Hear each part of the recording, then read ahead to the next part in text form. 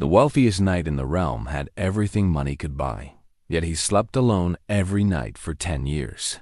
Sir Aldric carried grief like a second skin, invisible to those who saw only his golden land. At 38, he had refused every bride, every match, every chance at love that came his way. People whispered he was impossible to please, cold as winter stone.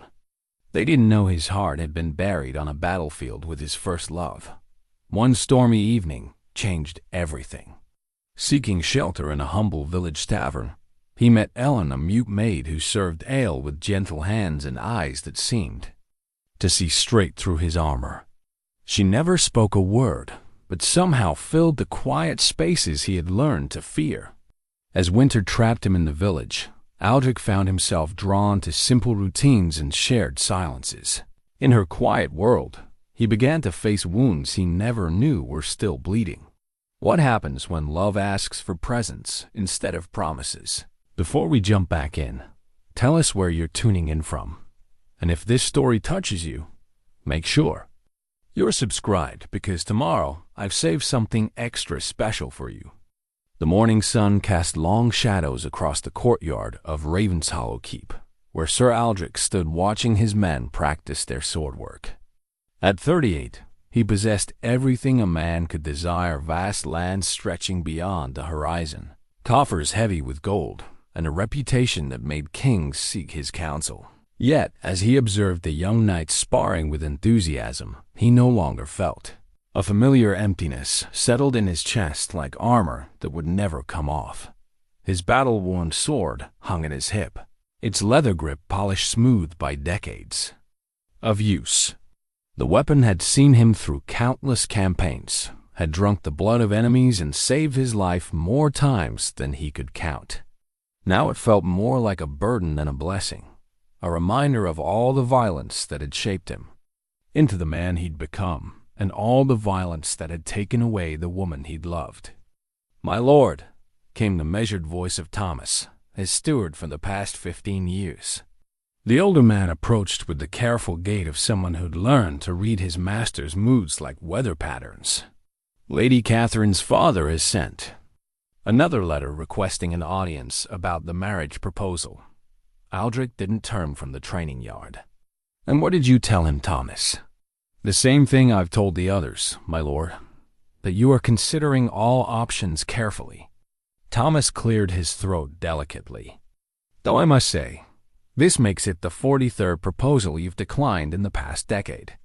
The number hung in the air between them like an accusation. 43 noble families, 43 young women with dowries and bloodlines and expectations. 43 times he'd felt his heart remain as cold and unmoved as winter stone. The nobles whispered about him now. Some called him particular, others impossible to please. A few suggested he preferred the company of men, though those whispers died quickly when spoken too loudly. Most simply assumed he was waiting for the perfect political alliance, a marriage that would elevate his already considerable power. None of them knew the truth. None of them had seen him weep over a bloody battlefield 12 years ago, cradling the broken body of Lady Myra in his arms as her life ebbed away like water through cupped fingers. She'd followed him to war against all sense and propriety, disguised as a page, determined to stay by his side. When the enemy's arrow found her heart, it had pierced his as well. "Thomas," Aldric said quietly, "prepare my traveling pack. Light, provisions for a week's journey."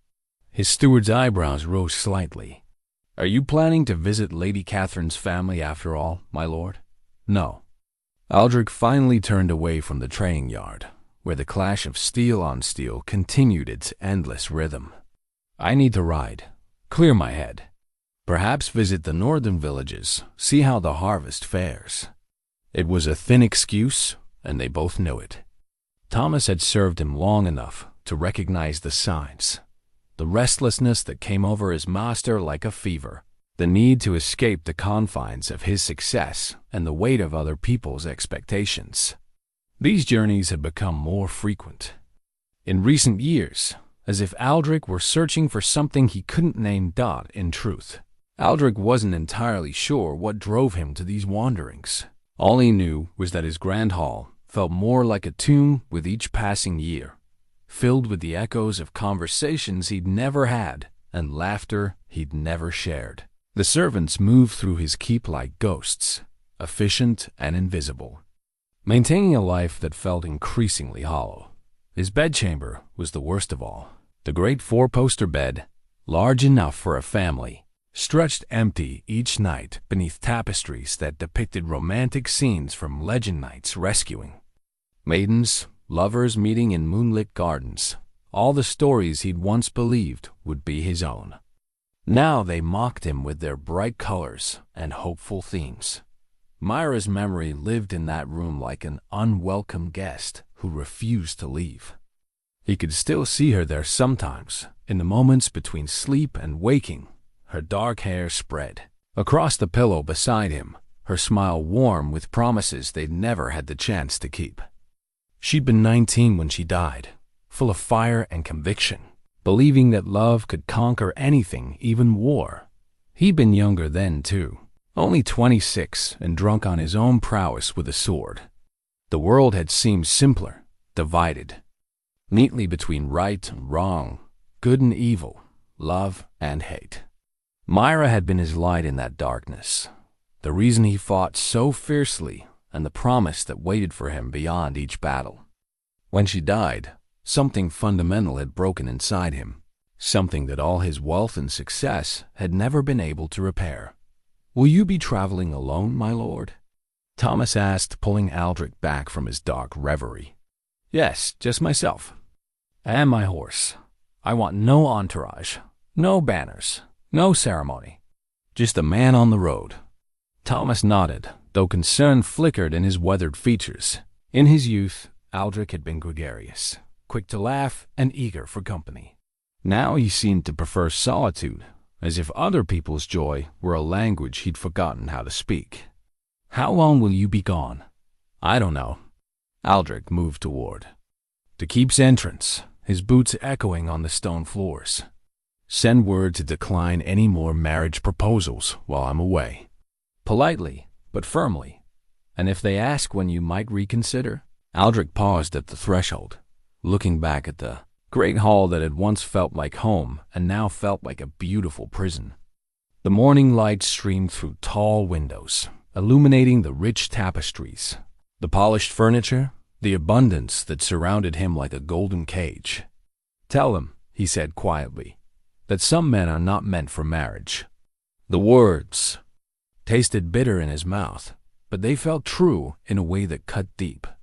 He'd tried, in the early years after Myra's death, to feel something for the women who'd been presented to him. Beautiful women, intelligent women, women with kind hearts and noble bloodlines.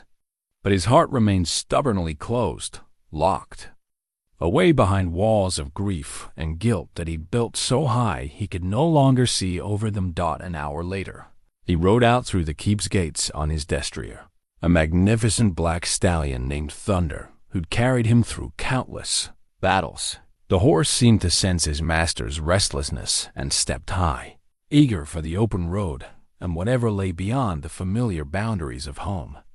Behind them, Raven's Hollow Keep grew smaller against the morning sky, its towers and walls testament to everything Aldric had achieved and everything he'd lost. Thomas stood in the courtyard watching until horse and rider disappeared beyond the first hill, probably wondering if his master would return this time or simply keep riding until the road ran out. The truth was, Aldric wondered the same thing himself. Each journey felt like a test of his resolve, his endurance, his ability to keep carrying the weight of a life that had grown too heavy for his shoulders. Sometimes he fantasized about simply disappearing, abandoning his titles and responsibilities, to become someone else entirely. A merchant, perhaps, or a common soldier. Someone whose heart hadn't been carved out of his chest on a distant battlefield. But he always came back, drawn by duty and the knowledge that his lands and people depended on him.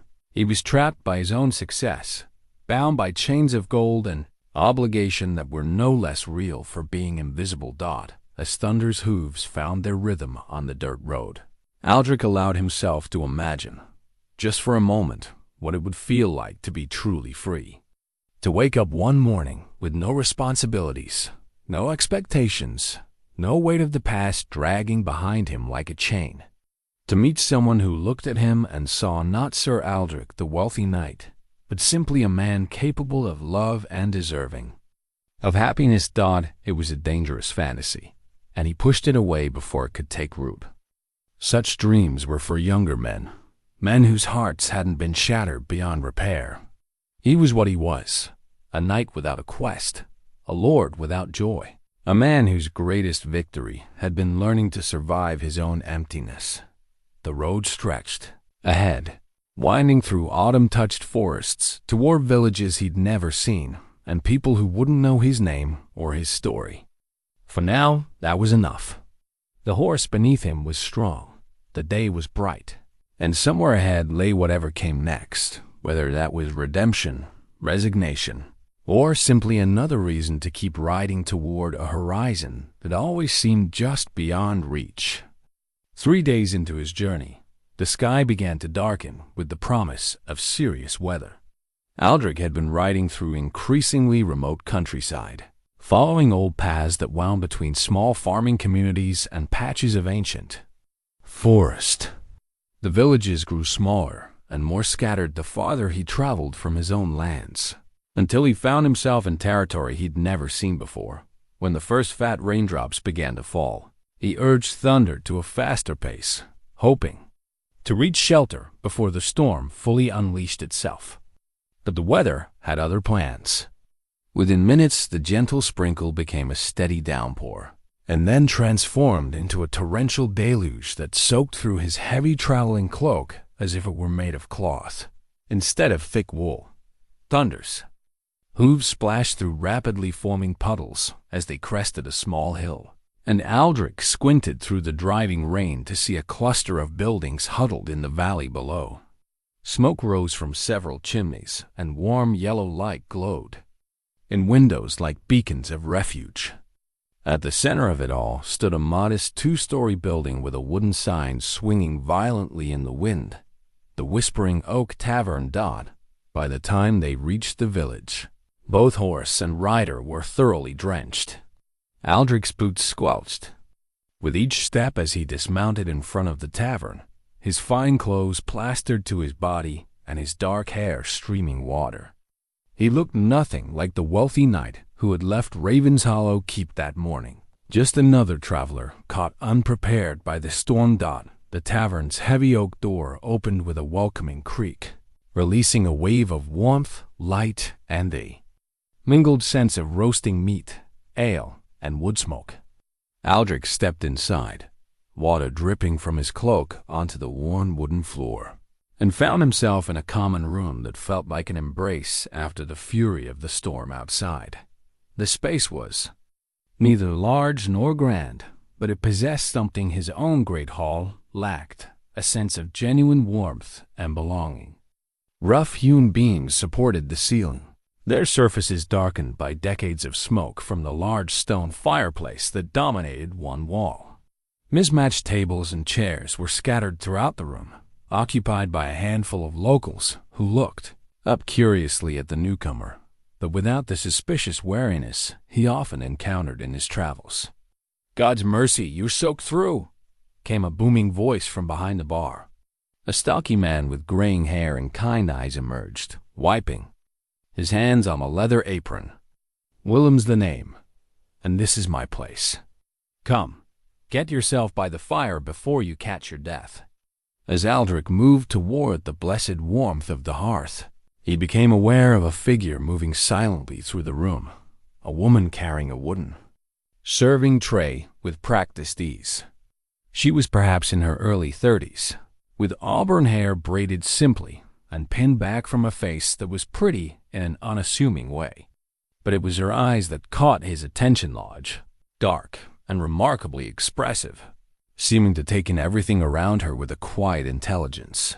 She approached him without hesitation, despite his bedraggled appearance, and gestured gracefully toward a chair near the fire.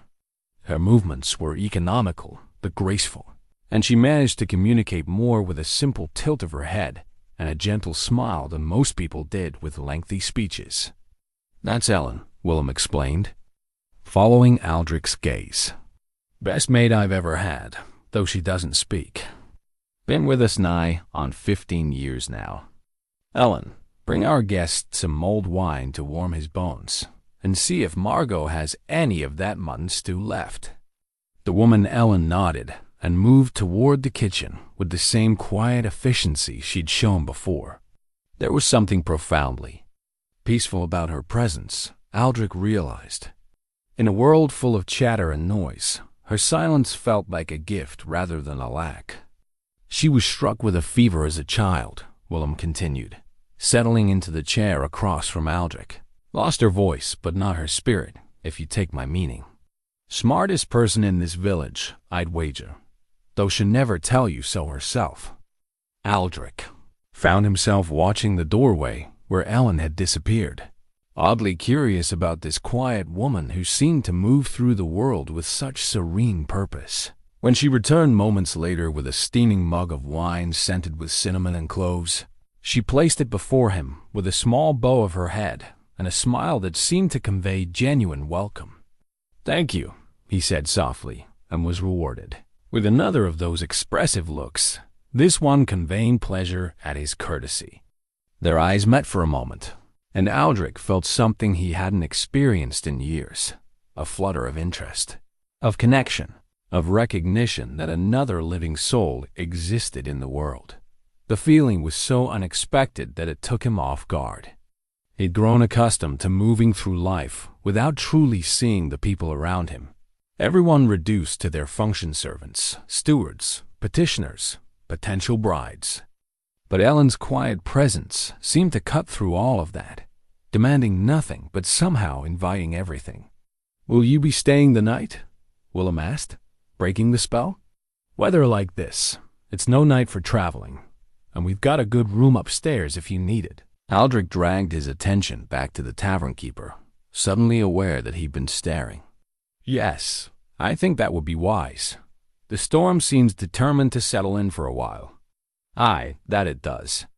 We get weather like this sometimes in autumn comes, and fast and hard, then lingers like an unwelcome guest." Willem chuckled and called to his wife, a plump, motherly woman who emerged from the kitchen with a bowl of stew that smelled like heaven itself. "Margot, this gentleman will be taking the blue room tonight." Margot bustled over with the same warm efficiency her husband had shown. "You'll be wanting a hot meal and dry clothes, I'll wager. I can have your things cleaned and dried by morning, if you like." She studied his fine but sodden garments with a practiced eye. "No, I'm afraid we've nothing here that would fit a man of your ... stature."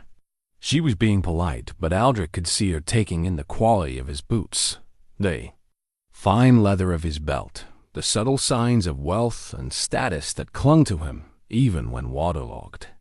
He realized he would need to be careful. Small communities like this one could be suspicious of nobles traveling alone, especially ones who appeared without warning in the middle of storms. "I'm just a traveler seeking shelter," he said simply, "and grateful for your hospitality." As if sensing his discomfort, Ellen appeared beside him again, this time carrying a set of clean, rough-spun clothes, a simple brown tunic, and dark woolen trousers that looked as though they might fit him reasonably. "Well?" She held him out with a questioning look, and when he nodded his acceptance, she smiled again and pointed toward a door at the back of the common room. "That leads to the washroom," Willem explained. "Basic but clean. Ellen will show you up, too. Your room when you're ready." The washroom was indeed basic, a simple wooden basin, clean towels, and a small mirror spotted with age. But after days on the road and the soaking he'd just endured, it felt luxurious. Aldric stripped out of his wet clothes and washed with the harsh soap provided, scrubbing away the grime of travel and the chill of the storm. When he emerged in the borrowed clothes, he felt oddly liberated. The rough fabric was a far cry from his usual fine tunics and rich velvets, but there was something freeing about the simplicity, Without his expensive garments and obvious markers of wealth, he was just another man seeking shelter from the storm, exactly what he'd claimed to be. Elen was waiting to escort him upstairs, carrying a lit candle to guide the way. The blue room was small but spotlessly clean, with a narrow bed covered in a quilt that had been sewn with obvious care, a washstand, and a single window that looked out over the storm-lashed village. It was probably a tenth the size of his chambers at Ravenshollow Keep, but somehow it felt more welcoming than his grand bedroom ever had done as Elen set the candle on the washstand and turned to leave. Aldric found himself speaking without conscious thought. "Wait," he said softly, and she paused in the doorway, looking back at him with those remarkably expressive eyes. "Thank you for everything. It's been a long time since anyone has shown such kindness to a stranger." She tilted her head slightly, as if considering his words, then pressed her hand briefly to her heart before pointing to him. A gesture so simple and yet so profound that it took his breath away. "My heart to yours," the movement seemed to say. "You are not a stranger here." Then she was gone, leaving him alone with the soft glow of candlelight and the sound of rain against the window. For the first time in longer than he could remember, Aldric felt something other than emptiness settle in his chest. It was tentative and fragile, barely more than a whisper, but it felt remarkably like hope. Aldric woke to silence, not the oppressive quiet of his keep, where servants moved like shadows and spoke in whispers, but a different kind of stillness altogether. This was the peaceful hush of a world washed clean by rain, punctuated by the gentle sounds of a village coming to life. Distant voices, the creak of cartwheels, the soft lowing of cattle being led to pasture. Sunlight streamed through the small window, revealing that the storm had passed during the night, leaving behind crystalline air and the fresh scent of rain-washed earth. For a moment, lying in the narrow bed beneath Elen's carefully stitched quilt, Aldric felt something he'd almost forgotten: contentment. Not the hollow satisfaction of duty fulfilled or wealth accumulated, but a simple, quiet joy in being exactly where he was. The hand-woven blanket that covered him told a story in its intricate patterns: flowers and vines worked in soft blues and greens, each stitch placed with obvious care and attention. It spoke of long winter evenings spent by firelight, of patient hands creating beauty simply for the sake of it. How long had it been since he'd owned anything that existed purely to bring comfort rather than display wealth? A soft knock at the door interrupted his reverie. When he called for the visitor to enter, Elen appeared carrying a steaming basin of water and fresh towels.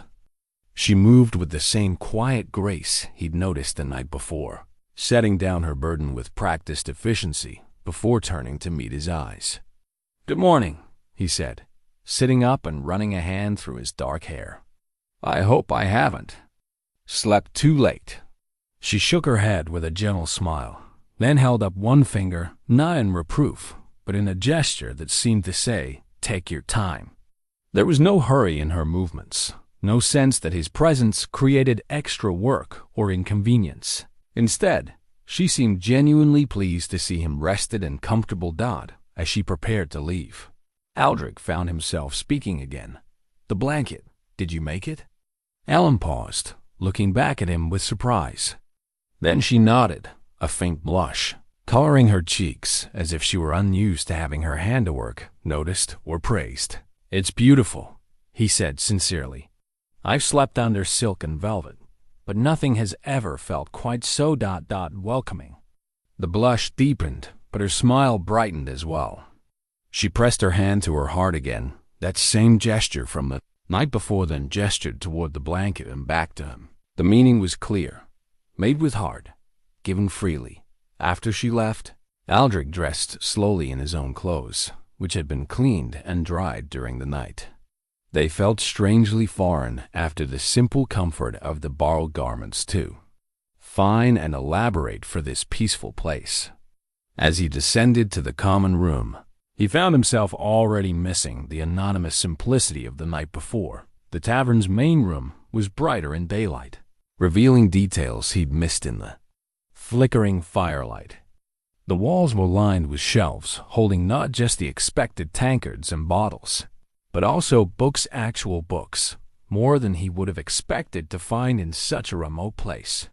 The furniture, while simple, was well made and lovingly maintained. Everything spoke of people who took pride in their work and cared for their surroundings.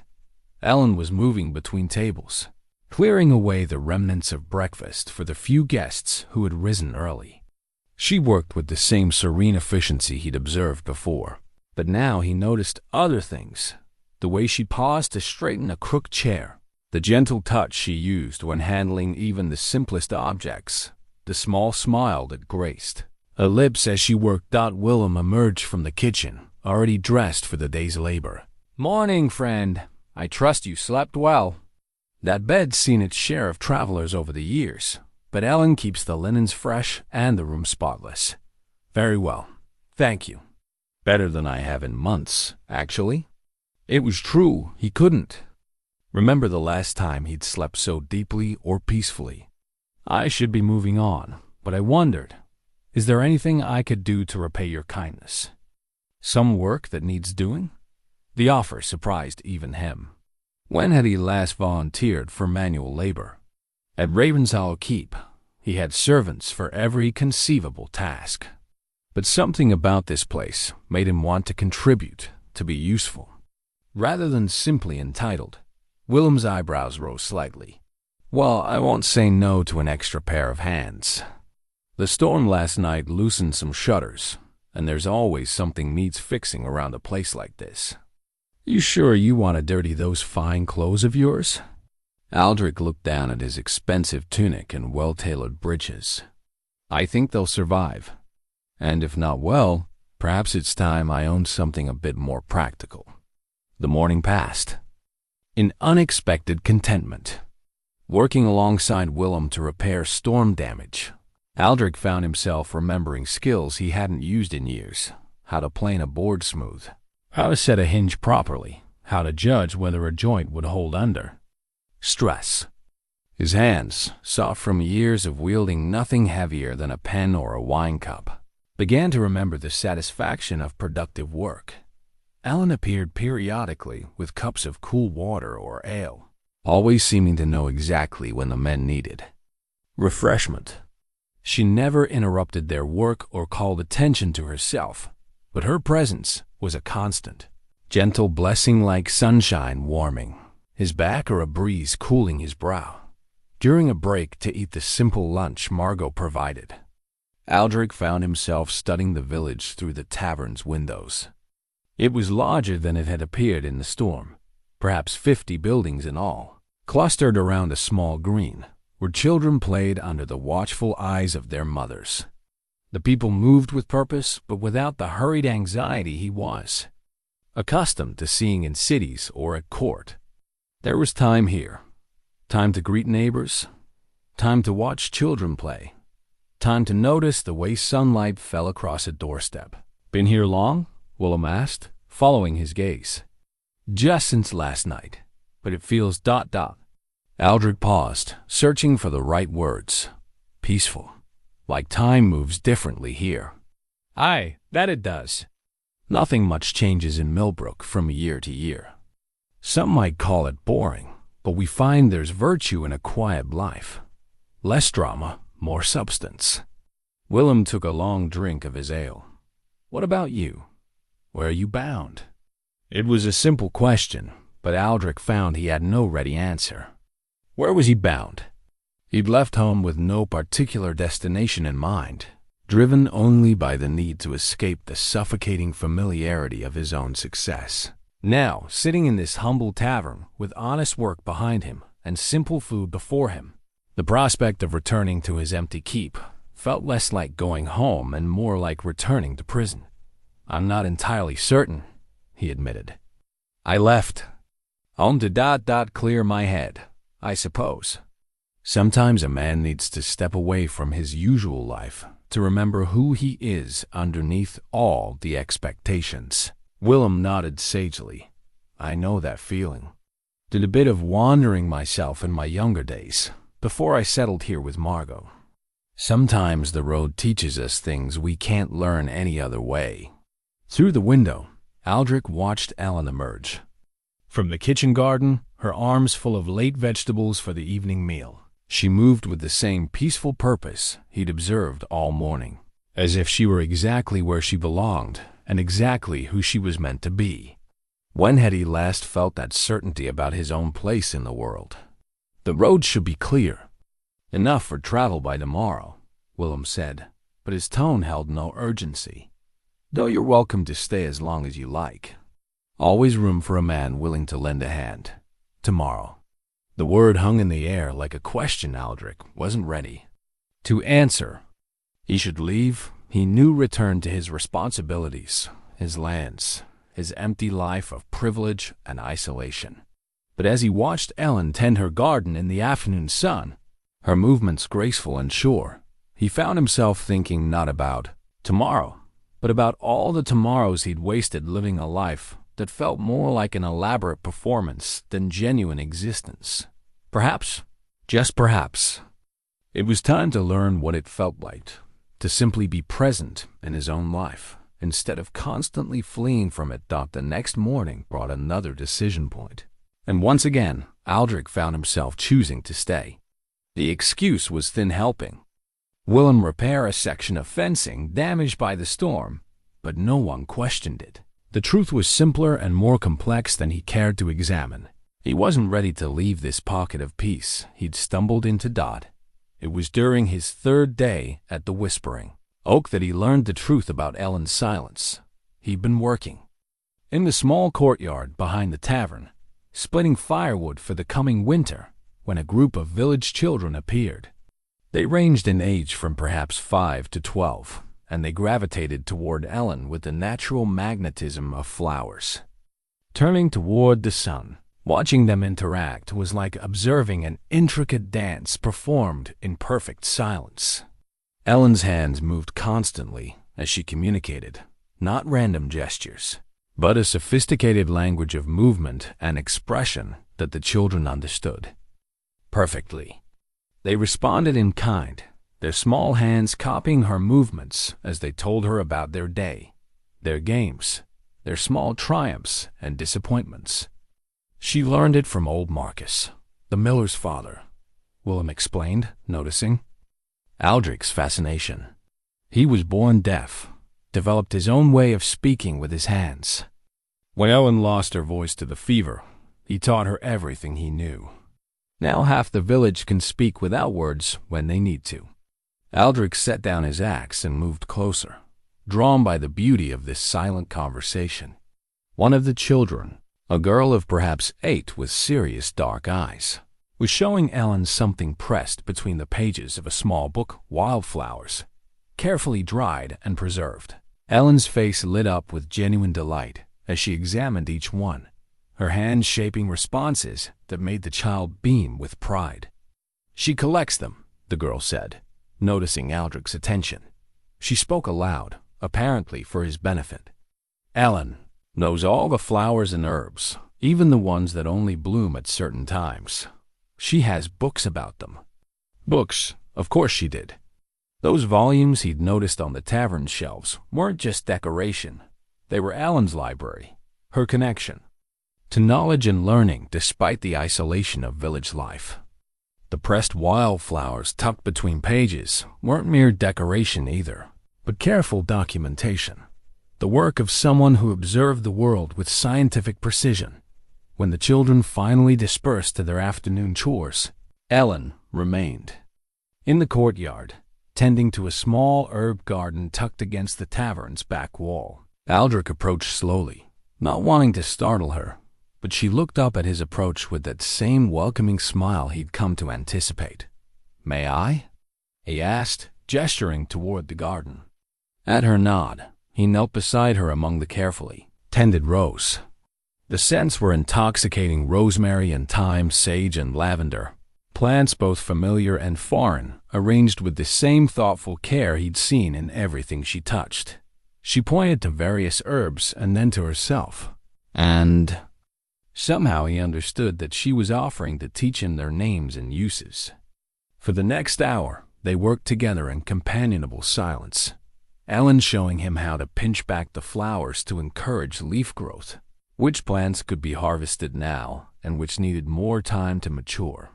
Her hands were elegant, but work-worn, with small scars and calluses that spoke of years spent in practical labor. When their fingers accidentally brushed, as they both reached for the same plant, Aldric felt a spark of connection that had nothing to do with desire and everything to do with recognition, one soul acknowledging another. That evening, after the other guests had retired, Aldric found himself alone in the common room with Elen. She was mending a torn tablecloth by firelight, her needle moving in steady, rhythmic strokes. Without being asked, he settled into the chair across from her, content simply to watch her work and listen to the gentle sounds of evening, the pop and hiss of burning logs, the distant murmur of Willem and Margot's conversation from their private quarters, the soft whisper of thread through fabric. "You're not really just a traveler, are you?" Willem had asked him earlier that day, but not in an accusatory way. "Your hands are getting rougher from the work, but they weren't always soft. And the way you hold yourself, there's authority there, even when you're trying to hide it." Aldric had deflected the question with a half-truth about being a merchant's son who'd grown up with privilege, but chosen a different path. It wasn't entirely false. He had grown up with privilege, and he was choosing a different path, at least temporarily. But sitting here in the firelight with Elen, he felt the weight of all the deceptions he'd built around himself, all the careful walls he'd constructed to keep the world at bay. Elen looked up from her mending as if sensing his turmoil. Her dark eyes held a question, and somehow he found himself speaking without meaning to. "I had a life before this," he said quietly. "A different life with different responsibilities. But I lost something important along the way, lost myself, really. I came here by accident, seeking shelter from a storm, but I think perhaps the storm was exactly what I needed."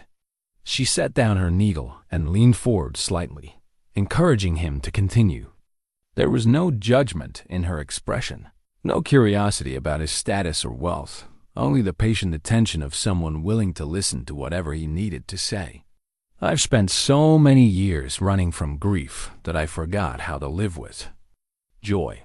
Forgot that life could be simple and good without being grand or impressive." He gestured around the humble room. "Here, with you and Willem and Margot, I'm remembering what it feels like to be valued for what I do rather than what I own." Elen reached across the small table between them and touched his hand briefly, not romantically, but with the gentle compassion one human being offers another in moments of pain. Then she pointed to her heart to him and made an encompassing gesture that seemed to include the entire tavern, the village, the sense of belonging he'd found here. The message was clear. Your heart is safe here. You belong here. Stay as long as you need. It was an invitation without pressure, an offer of sanctuary without strings attached. In all his 38 years, surrounded by people who wanted things from him, titles, gold, political alliances, strategic marriages, no one had ever offered him such simple, unconditional acceptance. "I should leave soon," he said, but the words felt hollow even as he spoke them. "I have obligations, people depending on me." Elen tilted her head thoughtfully, then picked up her needle again. But instead of returning to her mending, she began sketching something in the margin of the cloth, a simple bird in flight, wings spread wide against an open sky. When she finished, she showed it to him with a questioning look. He stared at the tiny drawing, understanding flooding through him. The bird could fly anywhere, could travel to distant lands and see wonders beyond imagining. But it could also choose to light on a simple branch, to find beauty and sustenance in humble places. A choice was always there, to keep flying or to rest, to wander or to nest, to remain free or to belong. "You think I'm running away," he said softly, and it wasn't really a question. Ellen set down her needle and leaned forward, her expression serious but gentle. Her hands moved in careful gestures that he was beginning to understand, not running from something, but perhaps running towards something he hadn't yet found. The distinction was subtle but important, and it revealed how deeply she'd been watching him, thinking about him, understanding the currents beneath his surface calm. She pointed to the bird again, then to herself, then made a sweeping gesture that encompassed the tavern, the village, the whole world beyond. Her meaning was clear. Everyone was searching for their place, their purpose, their home. Some found it in grand castles and vast estates. Others found it in humble rooms and quiet gardens. Neither choice was wrong, but both required honesty about what truly mattered. What if what I'm searching for is sitting right here in front of me? He asked, the words escaping before he could stop them. The question hung in the air between them, too honest and too dangerous for the careful boundaries they'd been maintaining. Ellen's eyes widened slightly, and for a moment he saw uncertainty flicker across her features. Uncertainty, not about her feelings, but about whether she dared to hope he meant what his words seemed to imply. Slowly, carefully, she reached across the small table and touched his hand, not the brief, reassuring contacts they'd shared before, but a deliberate connection. Her fingers intertwining with his in a gesture that acknowledged the shift in their relationship. Her other hand moved in the sign for stay, not the polite invitation Willem might offer to any guest, but something deeper and more personal. Stay with me. Stay for me. Choose this. Choose us. Choose the life we could build together. Aldric looked down at their joined hands.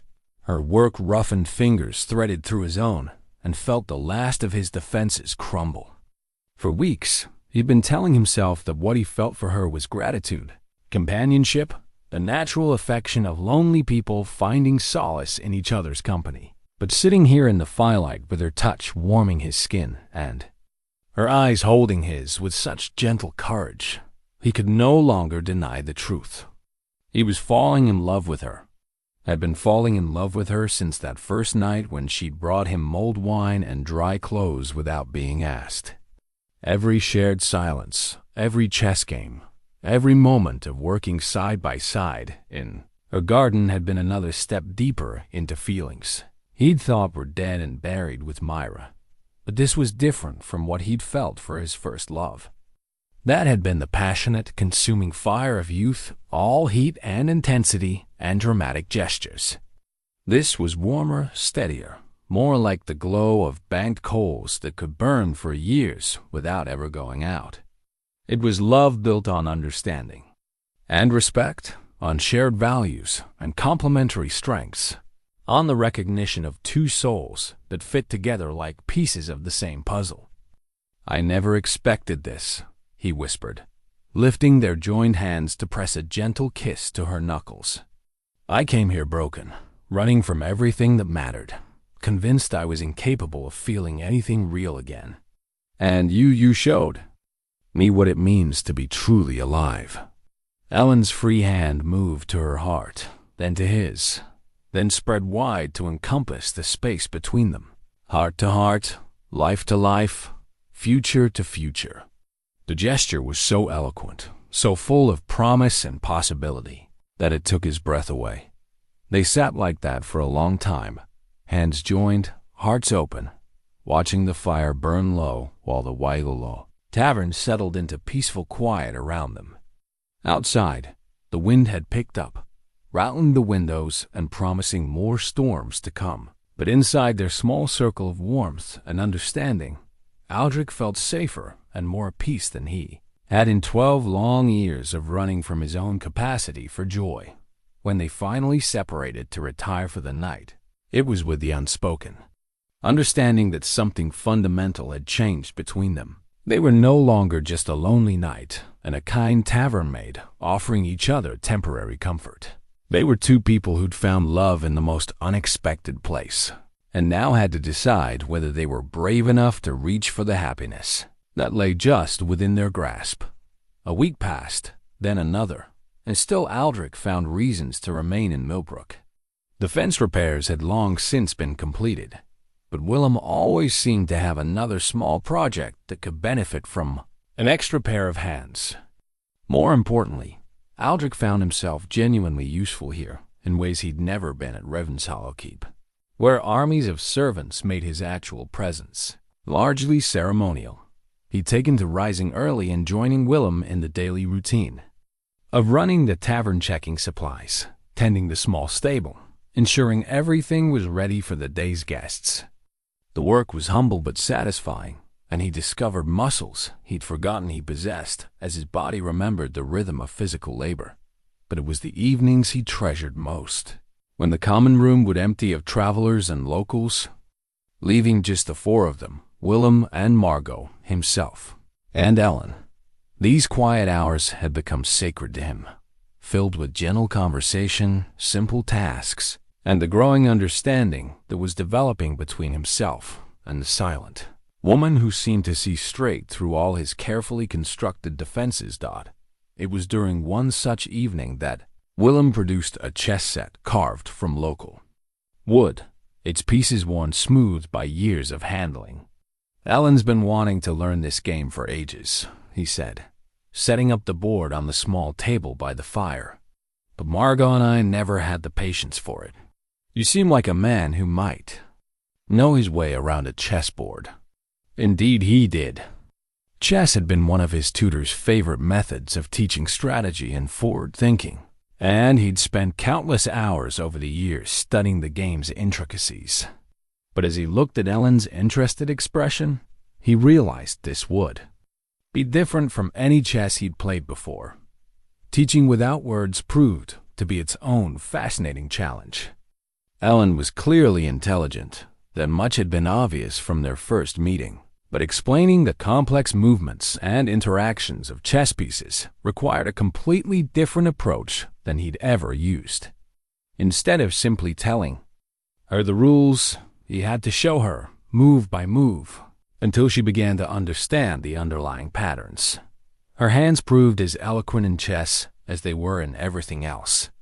She would hover over a piece, her fingers dancing above it as she considered its possibilities, then looked to him for confirmation before making her move. When she grasped a concept, her whole face would light up with understanding, and she would gesture excitedly to show him she'd seen not just the immediate consequences, but several moves ahead. "She's a natural," he told Willem after her third game, when she'd managed to put him in check with a move he hadn't anticipated. "I've played against nobles who'd studied the game for years and never showed half her intuitive grasp of strategy." Ellen blushed at the praise, but he could see the pleased sparkle in her eyes. She was hungry for mental stimulation. He realized craving challenges that her isolated village life rarely provided. The books on Willem's shelves weren't just decoration. They were lifelines to a world of ideas and knowledge that she devoured. Whenever possible, as autumn deepened into the promise of winter, their evening chess games became a cherished ritual. They would sit by the fire while Willem tended bar and Margot worked on her endless mending, the chessboard between them like a bridge spanning the gap between his world and hers. She learned quickly, forcing him to abandon the casual play he might have used with a novice and engage with the full measure of his skill. But it wasn't just chess that occupied their time together. Ellen had begun teaching him her sign language, starting with simple concepts and gradually building to more complex ideas. Her patience with his clumsy attempts at hand speech was infinite, and she would repeat gestures as many times as necessary until he understood not just their meaning, but their emotional weight through her teachings. He learned that silence could be as rich and nuanced as any spoken language. The tilt of a hand could convey doubt, the curve of fingers could express joy, and the space between gestures could hold more meaning than paragraphs of words. In learning to communicate with Ellen, he was also learning to pay attention in ways he'd never bothered with before, to really see the people around him rather than simply cataloging their usefulness to his purposes. The other villagers had accepted his presence with the kind of gentle curiosity that characterized small communities everywhere. To them, he was simply Aldric, Willem's friend who was handy with repairs and didn't mind honest work. They didn't know about his lands or his title or his wealth, and the longer he stayed, the less those things seemed to matter even to him. Gareth the blacksmith had taken to stopping by the tavern in the evenings, drawn by the unusual sight of a chess game conducted entirely in gestures. He was a man of few words himself, but his presence added another layer of comfortable camaraderie to their small circle. Sometimes Nana Rose would join them as well, the village's elderly healer whose sharp wit and sharper tongue belied her. Gentle care for everyone in Millbrook. "You're looking better," she observed one evening, studying Aldric with the penetrating gaze of someone who'd spent decades reading the signs of illness and health in human faces. "When you first arrived, you had the look of a man carrying too much weight on his shoulders. Now, you're starting to stand straight again." It was true, though he hadn't realized the change was visible to others. The constant tension he'd carried for years in his shoulders, his jaw, the space between his eyebrows, was gradually easing. He slept better than he had in years, woke without the familiar dread of another empty day stretching ahead of him, found genuine pleasure in simple tasks and quiet companionship. But perhaps the most significant change was in how he saw Ellen herself. What had begun as curiosity and sympathy had deepened into something far more complex. He found himself watching for her smile, arranging his day around the moments when they would work together in the garden or sit across from each other at the chessboard. Her silent presence had become essential to his sense of well-being in ways that both comforted and alarmed him. There was nothing romantic in his feelings, at least, nothing he was willing to acknowledge. She was simply the first person in years who seemed to see him as he truly was, rather than as what he represented. With Ellen, he could be uncertain, make mistakes, show vulnerability, and still be met with patience and acceptance rather than judgment or manipulation. One evening, as they sat in comfortable silence after a particularly challenging chess match, Ellen surprised him by rising and disappearing into the kitchen. She returned moments later with a small leather-bound journal, its cover worn soft with age and use. She hesitated for a moment, then opened it and placed it before him. The pages were filled with her careful handwriting observations about the herbs in her garden, thoughts about the books she'd read, sketches of flowers and birds, and scattered throughout, passages that revealed the depth and complexity of her inner life. She watched nervously as he scanned the pages, clearly having made a decision to trust him with something precious and private. "This is beautiful," he said softly, looking up to meet her eyes. "Your thoughts, your observations, they're the work of a scholar, not just a tavern maid." She smiled and pointed to herself, then made a gesture he'd learned meant hidden or secret. The message was clear. This was who she really was beneath the silent exterior the world saw, a woman of intelligence and sensitivity, who thought deeply about everything around her. As he handed the journal back to her, their fingers touched, and this time neither of them pulled away immediately.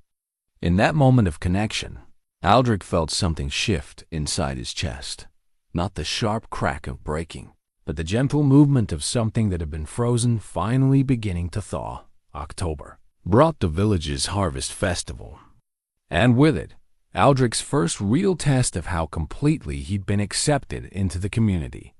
The celebration was modest by the standards he was accustomed to. No grand banquets or elaborate entertainments, just the simple joy of people grateful for another year's bounty.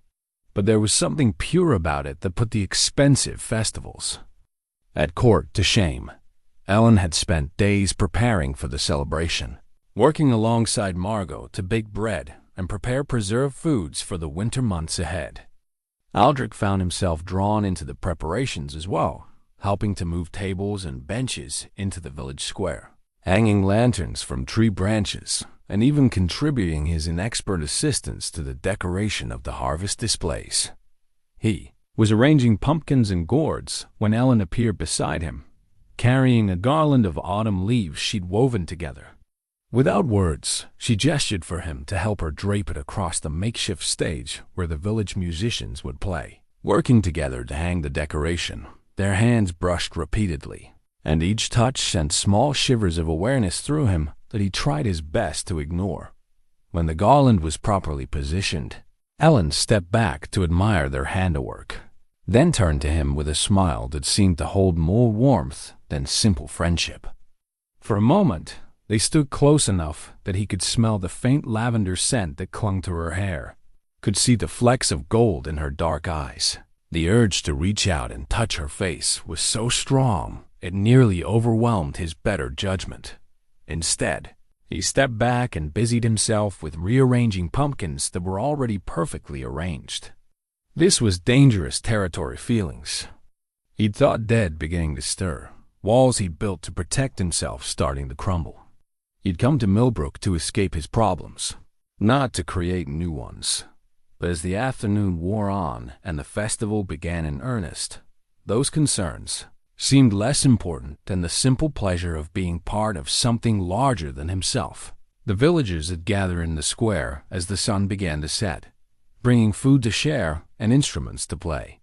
Children ran between the tables, while adults caught up on gossip and news.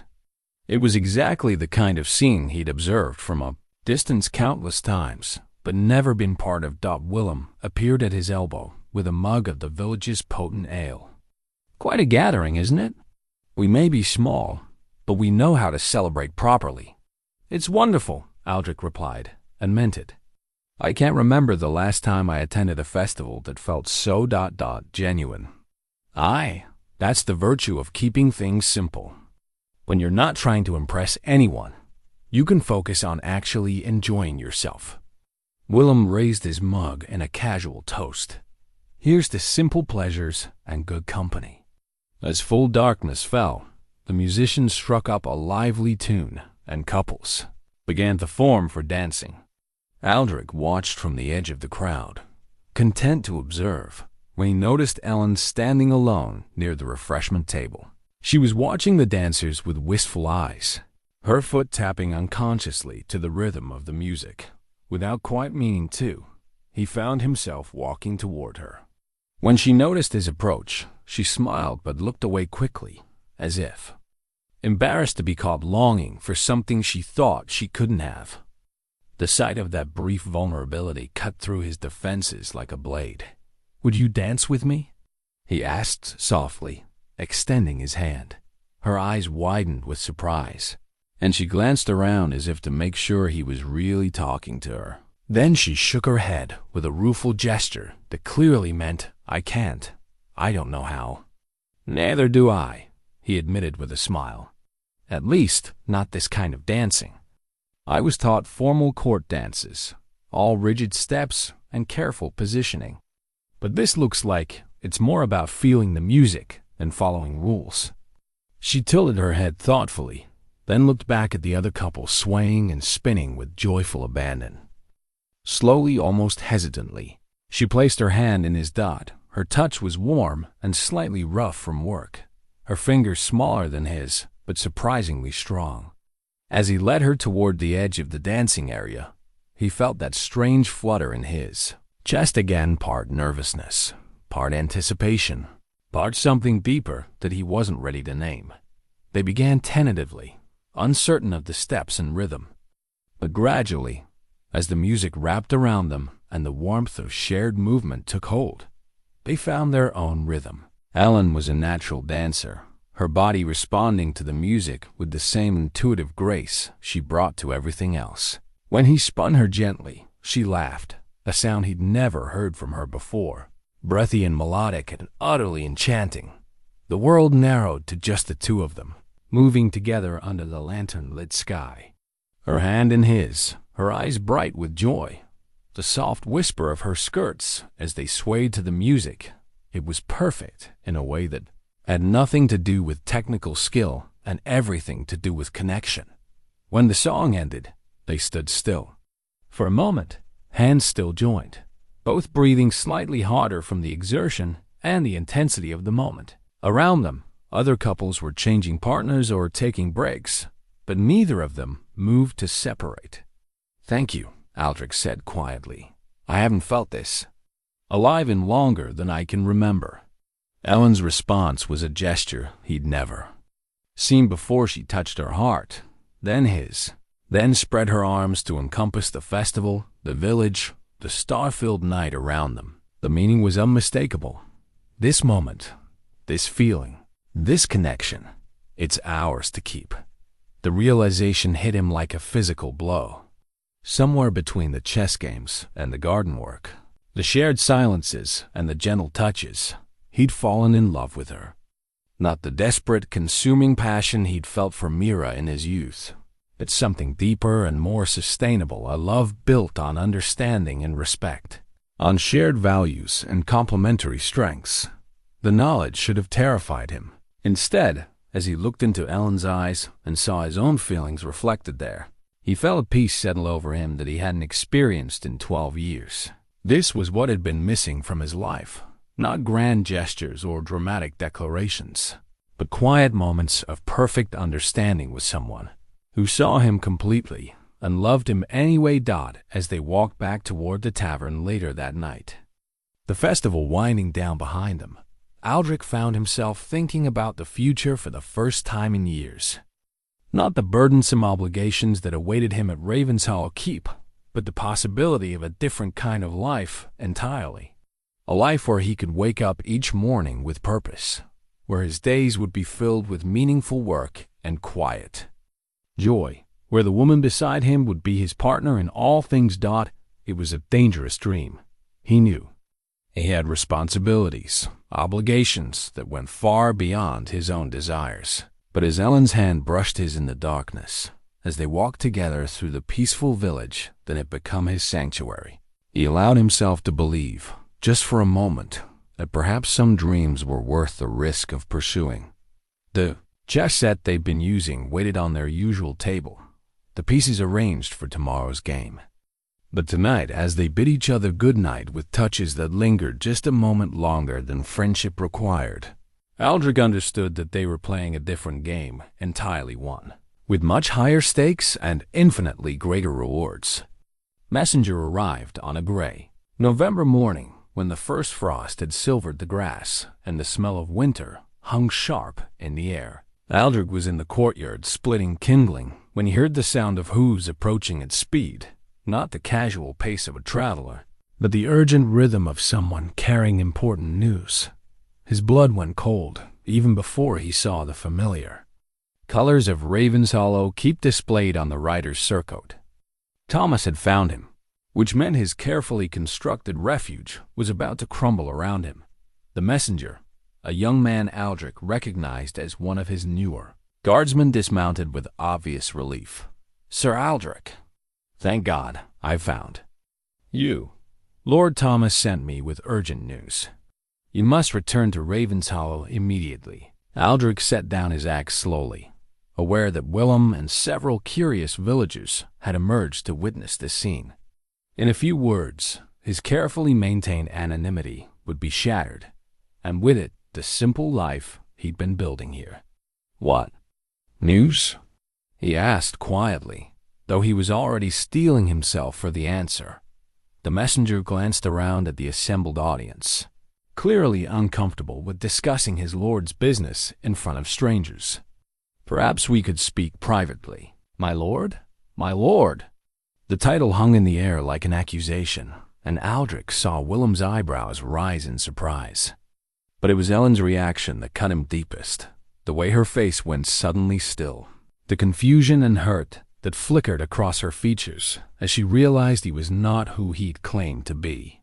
"Speak," Aldric said, his voice carrying the authority he'd tried so hard to leave behind.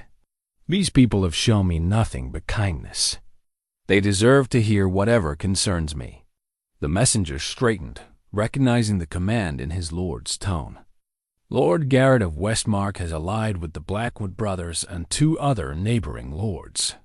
They're claiming your prolonged absence proves you're unfit to hold your lands. They've already begun moving against your eastern borders, and there are rumors they plan to petition the king for redistribution of your holdings." The words hit Aldric like physical blows. In seeking his own healing, he'd left his people vulnerable to exactly the kind of predatory nobility he'd spent years protecting them from. His steward and garrison were competent, but they couldn't hold against a coordinated assault by multiple enemies without his presence and authority to unite them. "There's more, my lord," the messenger continued, his discomfort obvious. "Duke Edmund of Ravenshollow, he's called in the betrothal contract between yourself and his daughter Helena. He claims that since you failed to honor your agreement with Lady Myra, you're bound by blood debt to marry her sister. He's threatened to support Lord Garrett's claim unless you return immediately to fulfill your obligations." Helena, Myra's younger sister, barely 20 and already being used as a political pawn by her ambitious father. Aldric remembered her as a sweet child who'd followed Myra around like a devoted shadow. Now she was being sacrificed to settle her father's desire for alliance and revenge against the man who'd failed to save his eldest daughter. The crumpled letter the messenger handed him contained Thomas's careful script detailing the full scope of the crisis. His lands were under immediate threat, his people were in danger, and his only chance of protecting them lay in returning to claim his responsibilities and accept the marriage he'd never wanted to a woman who deserved better than to be treated as compensation for her sister's death. "How long do I have?" Aldric asked, though he already knew the answer would be measured in days, not weeks. "Lord Thomas says a week at most, before the situation becomes irreversible. Duke Edmund has scheduled the formal betrothal ceremony for St. Andrew's Day. If you don't appear—" The messenger shrugged helplessly. Andrew's Day, less than a fortnight away. Aldric felt the walls of his old life closing around him like a trap, all the freedom and peace he'd found here dissolving like morning mist. He'd known this moment would come eventually, had known from the beginning that his time in Millbrook was borrowed, stolen from a life that belonged to other people. But he'd allowed himself to hope, to dream of a different future, and now reality was demanding payment for that brief happiness. He became aware of the villagers' stares, of Willem's carefully neutral expression, of Margot's worried frown. But it was Elen who commanded his attention. Elen, standing slightly apart from the others, her face pale and her hands clenched at her sides as the full implications of what she'd overheard sank in. She understood. Of course, she did. Her intelligence was one of the things he'd come to love most about her. She'd heard enough to realize that he was nobility, that he owned vast lands and wealth she couldn't imagine, that he was expected to marry someone of his own station for political reasons. Everything he'd shared with her about his different life and lost love suddenly made terrible sense. "I need to speak with my ... with the people who've been caring for me," Aldric said to the messenger. "Give me an hour to prepare for departure." The young man nodded and moved away to tend his horse, leaving Aldric alone with the villagers, who'd become his family and the woman he'd fallen in love with but could never have thought Willem was the first to break the awkward silence. "So, Sir Aldric of Ravenshollow Keep, is it? I thought there was more to you than you were telling us." His tone held no accusation, only the weary resignation of a man who'd seen enough of life to know that good things rarely lasted. "I never meant to deceive you," Aldric said quietly. "When I arrived here, I was running from everything that title represents. You gave me a chance to be just a man, something I hadn't experienced in longer than I could remember. And now you have to go back. It wasn't a question. I have people depending on me, lands that will fall to wolves if I don't return to defend them. A woman who'll be ruined if I don't honor a contract I never agreed to, but can't escape." The words tasted like ashes. "I have no choice." Margot stepped forward and placed a motherly hand on his arm. "There's always a choice, son. Sometimes none of them are good choices, but they're still choices. Aldric looked past her to where Elen stood frozen, and saw in her eyes the same desolation. He felt in his own heart. She'd understood before he'd even finished explaining. Understood that whatever had been growing between them was over before it had truly begun. He was a lord with obligations that stretched far beyond one small village, and she was a mute tavern maid with no name or family to recommend her to noble society. The gulf between their worlds, which had seemed so unimportant while they played chess by firelight or worked side by side in her garden, now yawned between them like an unbridgeable chasm. He could no more ask her to be his mistress than he could abandon his duty to marry the politically advantageous bride his enemies were forcing on him. Both options would destroy her in different ways. "I should have told you," he said to her directly, stepping closer despite the villagers' watching eyes. "About who I was, why I'd have to return to. I convinced myself it didn't matter, that we were living in a world apart from all of that. But I was wrong, and my selfishness has hurt you." Ellen's hands moved in the sign language he'd learned to love, her gestures sharp with pain and resignation.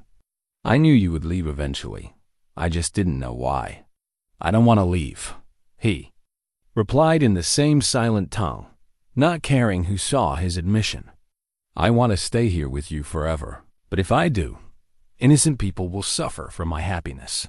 Her face crumpled for just a moment before she regained control. Then she nodded once, sharply, and turned to walk back toward the tavern. At the doorway, she paused and looked back at him, and the love and loss in her eyes nearly brought him to his knees. "Go," her hand said simply. "Do what you must do." "I understand." But as she disappeared into the building that had been his sanctuary, Aldric understood that some wounds never heal, and some choices leave scars that last a lifetime. He'd found love and peace and purpose in this humble place, only to have it torn away by the very obligations he'd been trying to escape. Now he had to decide whether duty to the past was worth sacrificing all hope of future happiness, and whether the woman he was leaving behind could ever forgive him for the choice he was about to make. The preparations for departure took on the grim efficiency of a military operation. Aldric packed his few belongings with methodical precision, each folded garment and secured strap a step closer to leaving behind the only happiness he'd known in 12 years. His fine clothes, cleaned and pressed by Margot's careful hands, felt like armor he was donning for a battle he'd already lost. The villagers gathered in the tavern's common room as word spread of his true identity and imminent departure. Some came out of curiosity. It wasn't every day their humble community revealed it had been harboring actual nobility. Others came to offer awkward thanks for his help with various repairs and projects. But most came simply to say goodbye to a man who'd become part of their small world, regardless of the titles and responsibilities that claimed him. Willem and Margot hovered nearby, their expressions carefully neutral, but their eyes betraying the fondness they'd developed for their unexpected guest. They'd ask no questions about his deception, demanding no explanations or apologies. Their acceptance of his situation was complete and non-judgmental, which somehow made his guilt more acute. "You'll be missed," Willem said simply as they shared what would likely be their last meal together.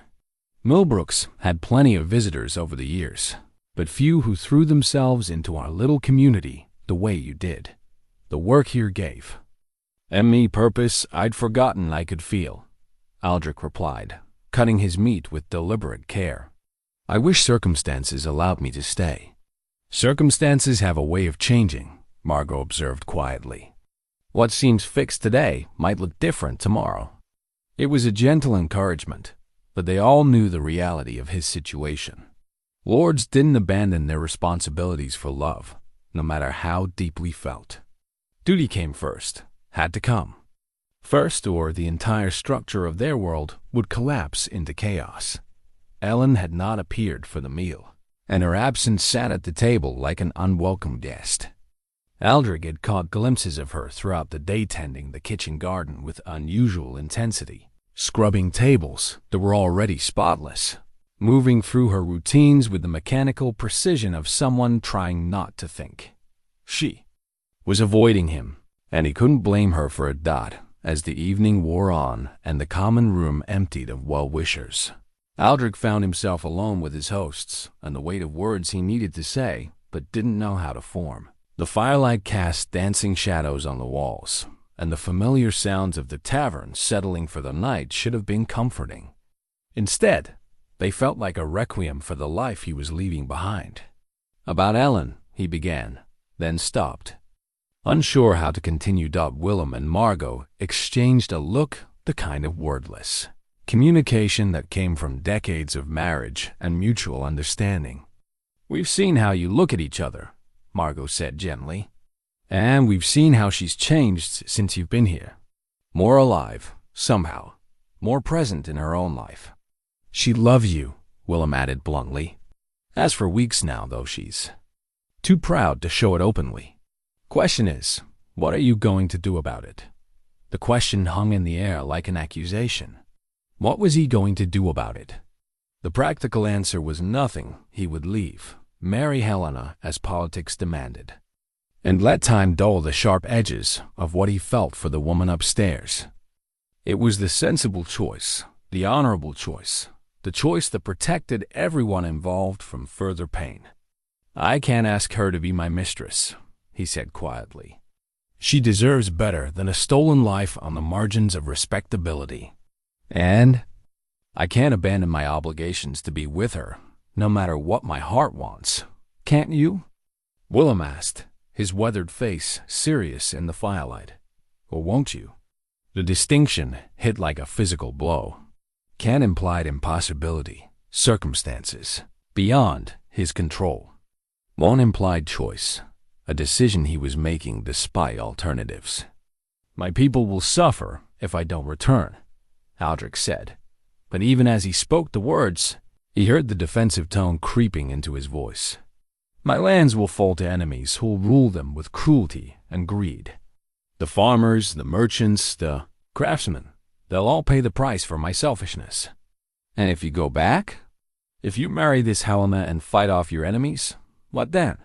Margot's question was gentle but relentless. "Will you be happy? Will she? Will the life you build together be worth the love you're sacrificing to create it?" Aldric had no answer for that, because he'd spent years avoiding exactly that question. He'd convinced himself that happiness was a luxury he couldn't afford, that duty and honor were sufficient substitutes for joy and fulfillment. But his time in Millbrook had shown him what life could be when lived with genuine purpose and shared affection. "She made something for you," Willem said eventually, reaching into his pocket to withdraw a small carved object. "Asked me to give it to you after you'd gone, but I think you should have it now." The wooden horse was no longer than his palm, carved from a piece of oak with exquisite detail and obvious care. Every line of its body suggested motion, a creature caught in the moment of leaping forward, mane flowing, muscles bunched with contained power. It was beautiful in its simplicity, and clearly the work of many patient hours. "She's been working on it since the second week you were here," Margot explained softly. "Sitting by the fire in the evenings after you'd gone up to bed, carving away bit by bit. So she wanted you to have something to remember your time here." Aldric turned the small horse over in his hands, feeling the smooth wood warmed by his touch. Along the base, in letters so tiny they were almost invisible, Elen had carved a single word: choice. The message was unmistakable. She understood his dilemma, accepted the forces that were pulling him away from her, but she wanted him to remember that even in the face of overwhelming obligation, some element of choice remained. He could choose to see duty as a chain that bound him or as a path he was walking freely. He could choose to view love as a weakness to be overcome, or as a strength that could transform how he met his responsibilities. "Where is she now?" he asked, his voice rough with emotion. "In her room, I expect," She's been avoiding the common areas since your messenger arrived." Willem's expression held no judgment, only understanding. "Can't say I blame her. Watching someone you love prepared to leave for another life, that's hard enough without having to pretend it doesn't tear your heart out." Aldric stood abruptly, the carved horse clutched in his hand. "I need to speak with her. Before I go, she needs to know ... quotes. What did she need to know? That he loved her? She already knew that, could read it in his eyes, and touched just as clearly as he could read her feelings for him. That he was sorry. Apologies were worthless in the face of abandonment. That he wished things could be different? Wishes changed. Nothing. She needs to know that this time meant everything to me, he said finally. That whatever happens next, these months in Millbrook were the most real, most honest, most purely happy I've ever been. She gave me that gift, and I need her to understand what it meant." Willem nodded and gestured toward the narrow staircase that led to the guest rooms. Her room's at the end of the hall. The door with the herb wreath. Aldric climbed the stairs, slowly. Each step weighted with the knowledge that this conversation would be one of the most important and most painful of his life. The wooden horse seemed to pulse in his hand like a heartbeat, reminding him with each step that he still had choices to make. Even if none of them were easy. At Elen's door, he paused, his hand raised to knock. From inside came the soft sound of movement, and he realized she was still awake, probably as unable to sleep as he was. The door was thin enough that he could hear her breathing, could imagine her sitting by her small window, looking out at the stars. They'd watched together from the garden. When he finally knocked, the sound seemed to echo through the quiet hallway, like a bell tolling. The movement inside stilled, and for a moment he thought she might refuse to see him. Then came soft footsteps, and the door opened to reveal Elen in her simple night robe, her hair loose around her shoulders, and her eyes red with unshed tears. They looked at each other across the threshold, two people who'd found love in the most unexpected place, only to have it torn away by forces beyond their control. In her face, he saw his own anguish reflected, his own desperate wish that the world could be different, simpler, kinder. Without words, she stepped aside to let him enter her small sanctuary. The room was sparse, but beautiful in its simplicity. A narrow bed with her handmade quilt, a single chair by the window, shelves lined with her precious books and pressed flowers. On the small table beside her bed lay an open journal, its pages covered with her careful script. She was writing about this, he realized, recording her thoughts and feelings about his departure, preserving this moment of heartbreak like she preserved her flowers, pressed between pages, where it could survive long after the living thing had died. As she closed the journal and turned to face him, Aldric understood that what happened in the next few minutes would determine not just how they said goodbye, but how they would both remember this love for the rest of their lives. The carved horse in his hand seemed to grow heavier, its single word choice burning into his palm like a brand. "I don't know how to say goodbye to you," he admitted, his voice rough with emotion. "Every word feels inadequate, every gesture too small for what you've given me." Elen moved closer, close enough that he could see the unshed tears shimmering in her dark eyes. Her hand shaped careful signs. "You gave me something too. You saw me not just a silent woman who serves ale, but who I really am inside. I love you," he said simply, the words falling into the quiet room like stones into still water. "I know I have no right to say it, no right to burden you with feelings I can't act on, but I need you to know. What I feel for you isn't gratitude or loneliness, or the comfort of shared solitude. It's love, pure and deep and more real than anything I've ever experienced." She stepped closer still, reaching up to touch his face with gentle fingers. Her touch was cool against his skin, and he leaned into it like a man dying of thirst offered. "Water, I know," her hands replied when she finally stepped back. "I'd known for weeks." And I love you too, more than I ever thought possible, more than I believed my heart could hold." The confession should have brought joy, but instead it made their situation feel even more tragic. To know they loved each other, to have it spoken and acknowledged, only made what came next more cruel. "If things were different," he began, but she silenced him with a gesture. "If things were different, we would be different people," she signed with quiet wisdom. "You wouldn't be the man I fell in love with if you were willing to abandon your responsibilities for personal happiness. And I wouldn't love you as deeply as I do if you were capable of letting innocent people suffer for our sake." Her understanding was both a gift and a torment.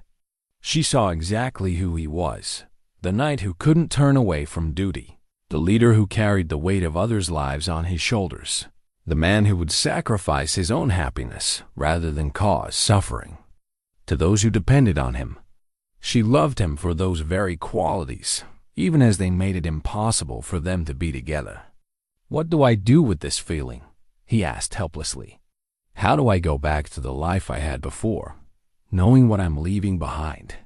Ellen was quiet for a long moment, her expression thoughtful and sad. Then she moved to her small wardrobe and withdrew something wrapped in soft cloth. When she unfolded it, he saw that it was a simple wooden ring, carved from the same oak as the horse she'd made for him. "I carved this weeks ago," she signed, placing it in his palm beside the horse. "Not because I thought you would stay, but because I wanted you to have something that represented what we found together. Love doesn't disappear just because circumstances change. It becomes part of who you are, part of how you see the world." The ring was warm from her touch, smooth and perfectly fitted to his finger. Along its inner surface, she'd carved tiny letters so small they were almost invisible. Present, not promises. "You want me to remember this," he said, understanding flooding through him. "Not as something I lost, but as something I found. Remember that you're capable of love, of joy, of being seen and accepted for who you truly are," she confirmed. "Remember that there are people in the world who value kindness over wealth, presence over grand gestures. Remember that you deserve happiness, even if you can't find it in the life you're returning to." He slipped the ring onto his finger, where it settled as if it had always belonged there. "And what about you? How will you bear this?" Her smile was sad but peaceful. "I'll remember too. I'll remember what it felt like to be loved completely, to have someone see my thoughts and dreams as worthy of attention. I'll remember that I'm capable of loving someone deeply enough to let them go when duty calls. Those are gifts, not losses." "I wish I could take you with me," he said desperately. "I wish I could make you my lady, give you the life you deserve." She stopped him with a gentle touch to his lips. "The life I deserve is the one where the man I love does what he knows is right, even when it costs him everything. That's the only way I could truly respect and love you, if you chose honor over happiness, even when it breaks both our hearts." They held each other then, not romantically, but with the desperate intensity of two people trying to memorize every detail of a moment they knew would never come again. Her head fit perfectly against his shoulder, her arms around his waist, as if she could hold him there through sheer force of will. "I need you to know," he whispered into her hair, "that these months with you have been the happiest of my life.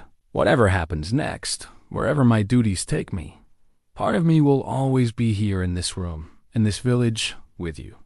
And part of me will always be with you," she replied without words, her hands moving in the space between them. "In every choice you make, every moment of kindness you show, every time you remember that you are worthy of love." When they finally separated, both were crying tears not just of sorrow but of gratitude for having found something so rare and precious, even if they couldn't keep it. Some loves, they both understood now, were meant to transform rather than to possess, to teach rather than to endure. As Aldric prepared to leave her room, to return to his own chamber and the final preparations for departure, Ellen caught his hand one last time. Her fingers pressed something small and soft into his palm, a pressed flower from her garden.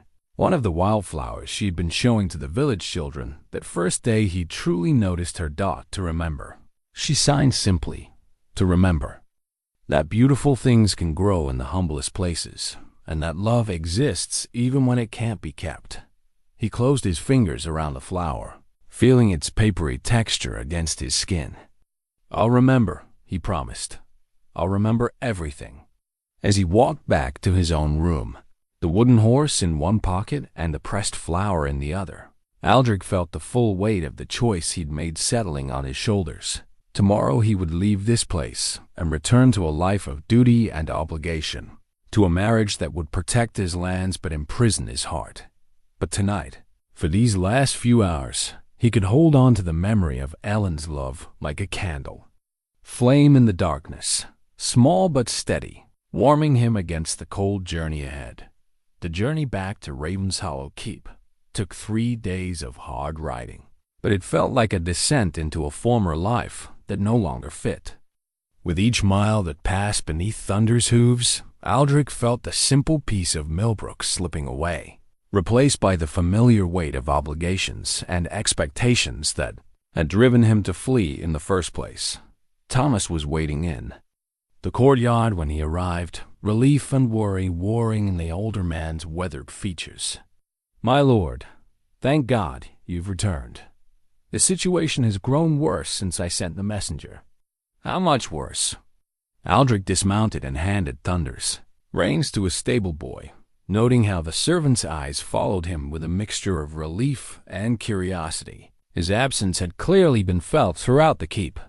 "Lord Garrett has moved openly against our eastern borders. 3 villages have fallen under his control, and he's demanding tribute from the others. Duke Edmund arrived yesterday with Lady Helena and a full retinue. He's not taking any chances that you might refuse the betrothal again." The name hit him like a physical blow. Elena was here, in his home, waiting to be married to a man who could never love her as she deserved. The girl who'd once chased butterflies through Myra's garden would now be sacrificed to political necessity and her father's ambitions.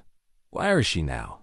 Aldric asked as they walked toward the great hall, in the solar with her ladies. Duke Edmund insisted she be given appropriate quarters while the arrangements are finalized.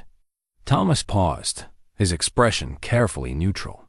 "She asked to see you upon your return, but her father has forbidden private meetings until after the betrothal ceremony." Of course he had. Duke Edmund would take no chances that his daughter might develop inconvenient feelings for her intended husband, or that Aldric might find some way to escape the trap that had been so carefully constructed around him. The great hall buzzed with activity. Servants preparing for the feast that would follow the betrothal ceremony. Nobles who'd come to witness the political alliance. Guards whose presence made it clear this was as much a matter of enforcement as celebration. Aldric moved through it all like a stranger in his own home, accepting congratulations and well wishes from people who had no idea what this marriage was costing him. Duke Edmund received him in the private chamber that had once been Aldric's, refuge from the pressures of lordship. The older man had aged in the years since Myra's death, his hair gone completely gray and new lines etched deep around his eyes. But his bearing still carried the authority of someone accustomed to having his will obeyed without question. "Aldric." Edmund's greeting was cordial but cool. "I trust your travels were illuminating, though perhaps it's time you focused on responsibilities closer to home. Your Grace." Aldric inclined his head with the minimum courtesy required. "I understand you've brought Lady Helena for the betrothal ceremony." "Indeed, the contracts have been drawn up according to the original agreement with Mira. Helena brings the same dowry, the same political advantages, the same bloodline benefits. To your house." Edmund's tone made it clear he was reciting facts, not opening negotiations. "The ceremony will take place tomorrow evening, followed by the wedding in 3 weeks' time." 3 weeks. The words settled in Aldric's chest like stones. In 3 weeks, he would be married to a woman he barely knew, bound by vows that would make it impossible to ever return to the life he'd found in Millbrook.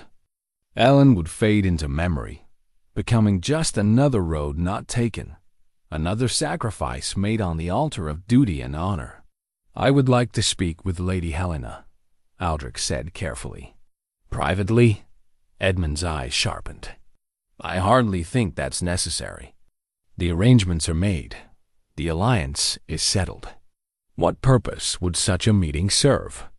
"The purpose of ensuring that your daughter understands what she's agreeing to, that she's had some say in the matter of her own future. Her future is secure as your wife and the lady of these lands. What more say does she require?" Edmund's voice carried a warning. "This marriage was agreed upon long ago, Aldric. Your obligation to my family extends beyond political convenience. It's a debt of honor, payment for your failure to protect my eldest daughter." The accusation hung in the air between them like a drawn blade. Aldric had carried the guilt of Myra's death for 12 years, had let it shape every decision and limit every joy. Edmund knew exactly how to use that guilt as a weapon, how to ensure compliance through shame rather than force. "One conversation," Aldric said quietly. "Surely you can grant me that much before I bind myself to your family for life." Edmund studied him for a long moment, perhaps sensing something different in his manner, a resolve that hadn't been there in their previous negotiations. Finally, he nodded curtly. "One conversation. Supervised, of course. I'll have her ladies present to ensure propriety is maintained." It wasn't the private meeting Aldric had hoped for, but it would have to suffice. As Edmund rose to make the arrangements, Aldric pulled out the small carved horse Elen had made for him. In the candlelight of his former sanctuary, the tiny word carved along its base seemed to pulse with life. Choice. He still had choices to make. The question was whether he had the courage to make them, and whether the cost of courage might be higher than he was prepared to pay. In a few hours, he would face the woman whose life was about to be bound to his, and perhaps in that meeting, he would find the clarity that had eluded him during the long ride home. Outside the chamber windows, the sun was setting over the lands he'd sworn to protect, painting the sky in shades of gold and crimson. Somewhere to the north, in a small village beside a quiet road, another sun was setting over a humble tavern where a woman with silent voice and knowing eyes was probably wondering if the man she'd learned to love would find the strength to choose. Happiness over duty. Tomorrow would bring answers to questions he'd been avoiding for too long. Tonight, he could only hold tight to a small wooden horse and remember what it felt like to be truly free. Helena entered the solar with the careful grace of a woman who'd been trained from childhood to be decorative and agreeable. At 20, she possessed a delicate beauty that echoed her sister's features but lacked Myra's fierce spirit.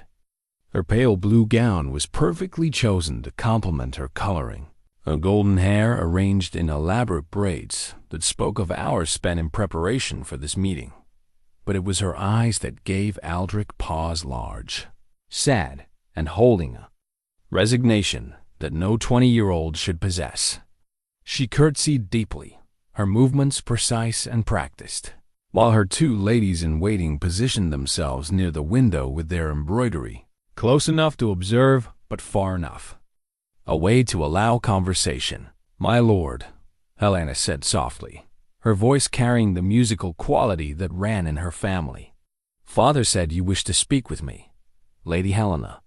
Aldric gestured toward chairs arranged near the fireplace, away from the windows where watchers sat. "Please sit. We have much to discuss." As she settled herself with careful attention to her skirts, Aldric found himself studying her face for traces of the laughing child who'd once followed Myra through the castle gardens.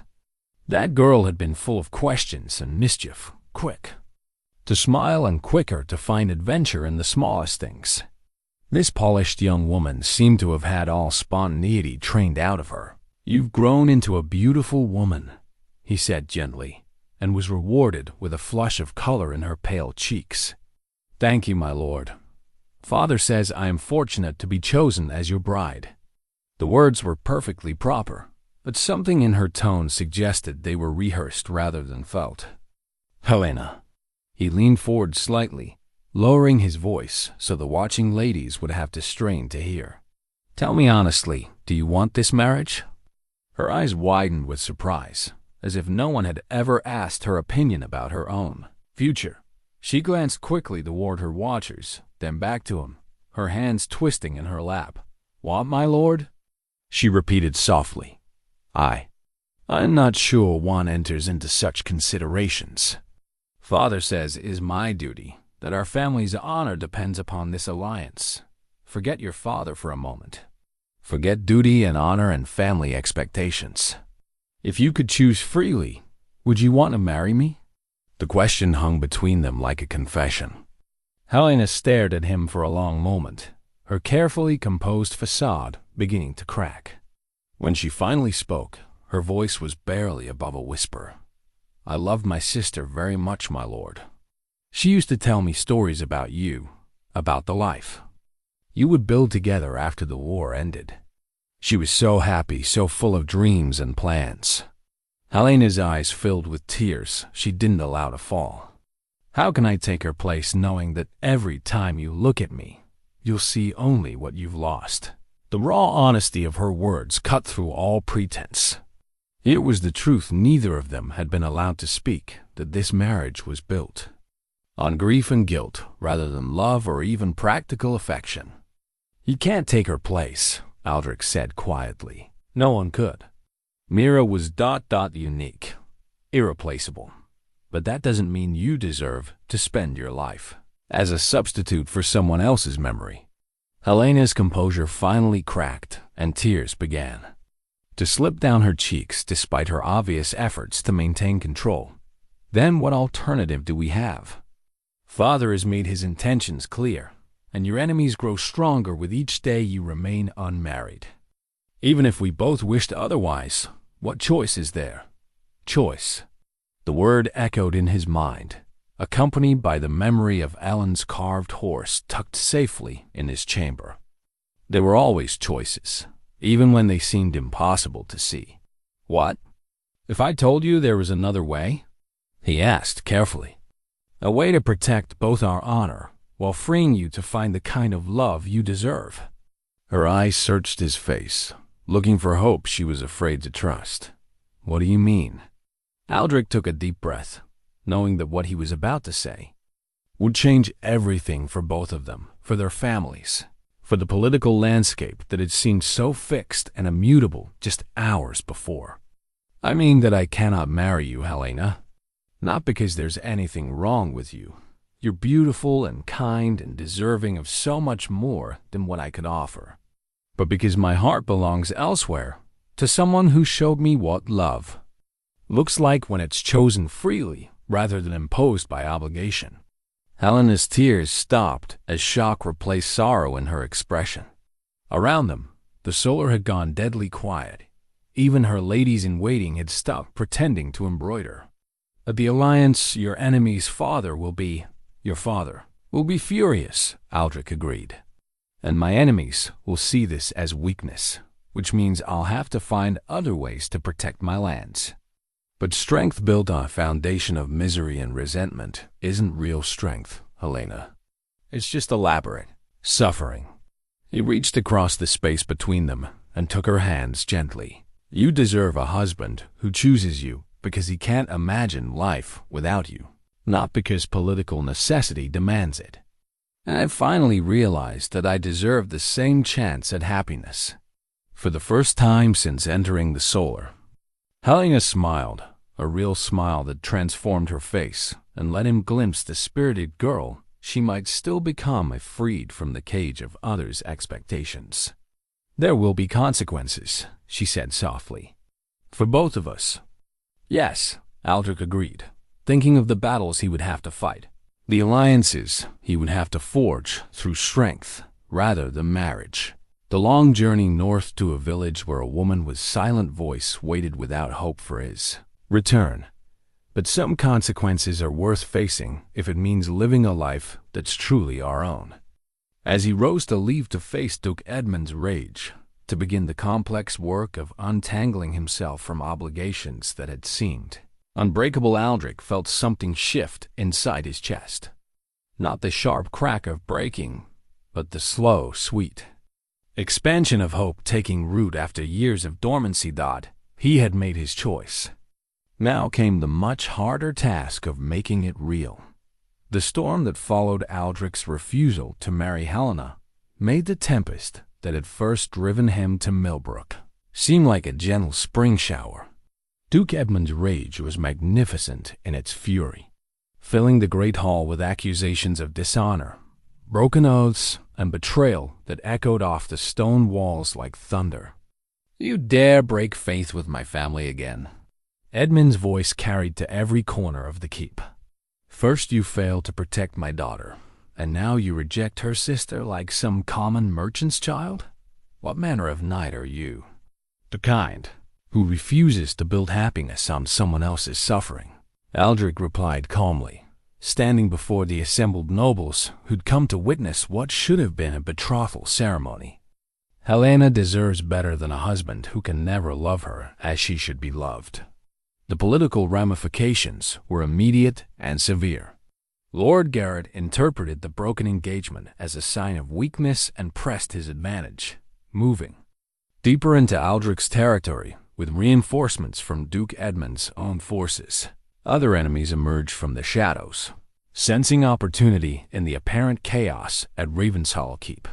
But Aldric had not survived 12 years as a lord without learning something about strategy and alliance building. Over the following weeks, he worked tirelessly to forge new partnerships, not through marriage, but through mutual advantage, shared resources, and careful negotiation. He offered military expertise to lords who needed protection, provided safe passage for merchants through his well-maintained roads, and gradually built a network of support that proved more durable than any single political marriage could have been. The battles that followed were fierce but decisive. When Lord Garrett finally overreached himself by attacking a village under Aldric's direct protection, the response was swift and overwhelming. The coalition Aldric had built struck like a coordinated fist, driving the invaders back to their own lands and making it clear that Ravenshollow Keep was stronger, not weaker, for having chosen alliance over submission. Through it all, Aldric fought with a purpose he hadn't felt in years.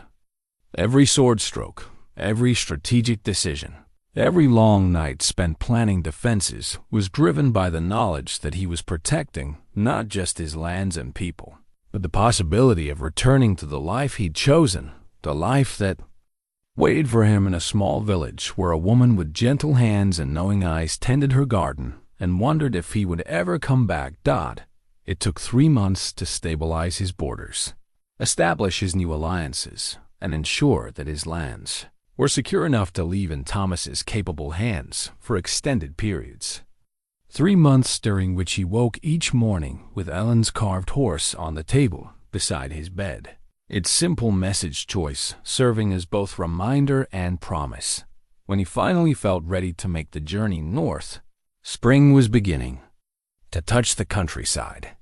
The roads were clear, the political situation was stable, and his heart was so full of anticipation that he could barely contain it. He rode hard, stopping only when thunder needed rest, driven by the desperate hope that he wasn't too late, that Elen would still be there, still willing to see him, still able to forgive him for the months of silence his battles had required. Millbrook looked exactly the same as he remembered. Small houses clustered around the village green, smoke rising from chimneys, the comfortable bustle of people going about their daily lives. But as he rode toward the Whispering Oak Tavern, Aldric's heart was beating so hard he could hear it over thunder's HOOF BEATS. Willem was in the courtyard, splitting wood with the same methodical efficiency Aldric remembered When he looked up and saw the approaching rider, his weathered face broke into a grin that could have lit the entire village. "Well, I'll be blessed," Willem called out, setting down his axe and wiping his hands on his leather apron. "Look what the spring wind's blown back to us." Aldric dismounted, his legs shaking slightly from the hard ride and the overwhelming relief of being welcomed rather than turned away. "Willem, it's good to see you. And you, though you look like you've been through some battles since last we met." Willem's eyes took in the new scars on Aldric's hands, the weathered look that came from months of hard fighting. "Heard rumors even out here about wars in the south. You're doing, I suppose?" "Some of it. But it's finished now, at least for the foreseeable future." Aldric looked toward the tavern, his heart in his throat. "Is she ... is Elen still here?" Willem's grin widened. "Where else would she be? This is her home, just as it became yours during the time you spent with us." He gestured toward the kitchen garden visible behind the tavern. "You'll find her where you'd expect among her herbs and flowers, same as always." The garden was more beautiful than Aldric remembered, lush with spring growth and carefully tended beds of vegetables and medicinal plants. Elen knelt among the herb rows, her hands dark with soil, as she transplanted seedlings with the same gentle care she brought to everything she touched. She didn't notice his approach at first, absorbed in her work with characteristic focus. But when his shadow fell across her plants, she looked up with the quick alertness of someone who'd learned to read the world through means other than sound. For a moment, they simply stared at each other, the woman who'd stayed and tended her, gardened through the long winter, and the man who'd fought his way back to her through battles both political and personal. Then Elen's face transformed with joy so pure and radiant that it took his breath away.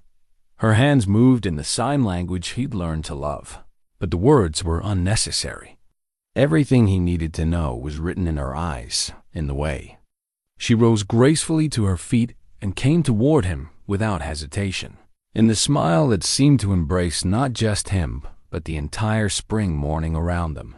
"I chose," he said simply, pulling the wooden horse from his pocket and placing it gently in her soil-darkened hands. "I chose love over duty, presence over promises, a life with you over a life without you."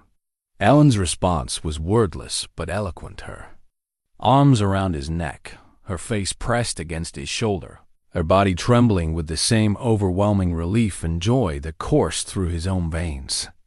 They held each other in the spring sunlight, surrounded by the sense of growing things and the promise of seasons yet to come. When Willem approached sometime later, carrying simple gold rings he'd commissioned from the village blacksmith months earlier in hopeful anticipation of this day, he found them still holding each other as if they never intended to let go again. "So," Willem said with characteristic directness, "when's the wedding?" The ceremony took place 3 weeks later in the village square, under the same trees where they danced at the harvest festival. It was a simple affair by noble standards. No cathedral, no bishops, no elaborate pageantry. Just the village. Priest offering blessing to two people who'd found their way to each other through darkness and doubt to arrive at perfect understanding.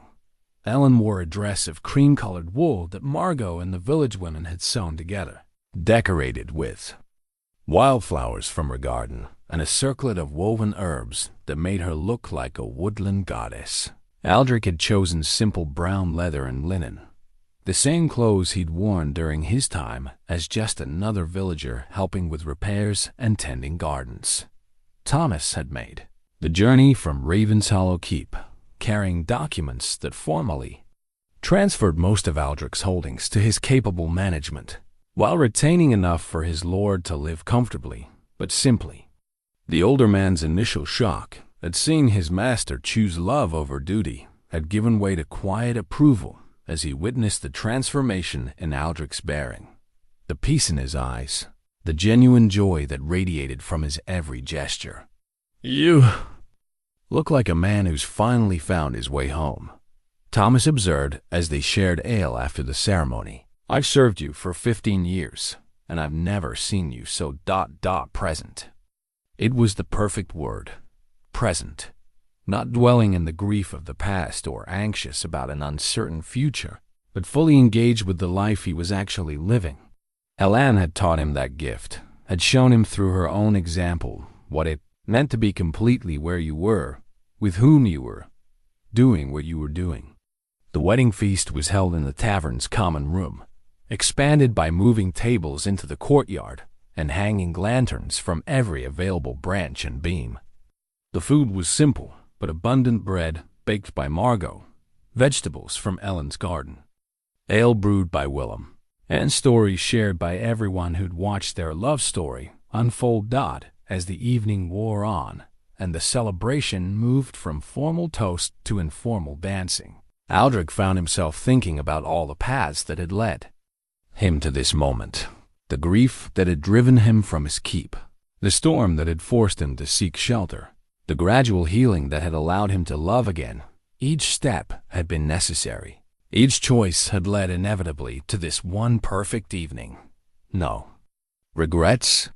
Ellen asked him through their private sign language as they swayed together to music played by the village's small but enthusiastic band.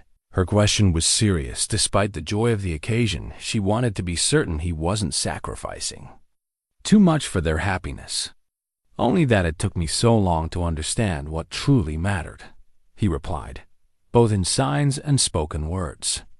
"I spent 12 years thinking that duty meant suffering, that honor required me to be miserable. You taught me that the greatest duty is to live fully, to love deeply, to be present for the people who matter most." She smiled and leaned closer, her head resting against his shoulder as they continued to dance. Around them, the villagers who'd become their families celebrated with the uninhibited joy of people who'd witnessed something rare and precious.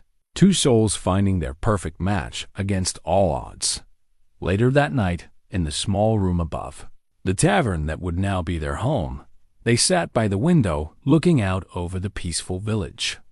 Ellen was working on her embroidery, a new project that would become a wall hanging for their room, depicting the story of their love in intricate stitches and careful detail. Aldric watched her work, marveling at the concentration she brought to even the smallest tasks, the way her hands moved with such sure precision. On the table beside them sat their wedding rings, the simple gold bands Willem had commissioned, along with the wooden horse she'd carved for him and the pressed flower he'd carried back from his confrontation with duty and obligation. "Tell me about tomorrow," he said softly, not because he was anxious about the future, but because he wanted to hear her thoughts, her dreams, her vision of the life they would build together. Her hands paused in their work, then began to move in the bedievende, flowing gestures he'd learned to love. "Tomorrow we wake up in our own bed, in our own home, in our own life. I tend the garden while you help Willem with the morning tasks. We eat breakfast together and plan the day's work. Simple things, ordinary things, but ours. And next month? Next month, the harvest will need gathering, and winter preparations will begin in earnest. You'll teach the village children about defense and strategy, not for war, but so they understand how to protect what they love. I'll preserve the last of the herbs and prepare remedies for the cold season ahead. And next year?" Her smile grew tender, and her hand shaped signs that made his heart skip. "Next year, perhaps there will be a cradle by our bed. A child with your eyes and my stubborn determination, who will grow up knowing that love is something you choose every day, not just something that happens to you." The image filled him with such profound contentment that he had to close his eyes for a moment to absorb it fully. A child, their child, growing up in this peaceful village, surrounded by people who value kindness over wealth, presence over promises. It was a legacy more meaningful than any title or estate he could have. Passed down. "I love you," he said simply, the words carrying all the weight of gratitude and wonder and perfect certainty. "I love the life we're building, the future we're choosing, the way you've taught me to see the world." "I love you too," she replied, setting aside her embroidery to take his hands in hers. "I love that you chose us over everything else. I love that you understood what truly mattered before it was too late." Outside their window, the village settled into peaceful sleep under a canopy of stars.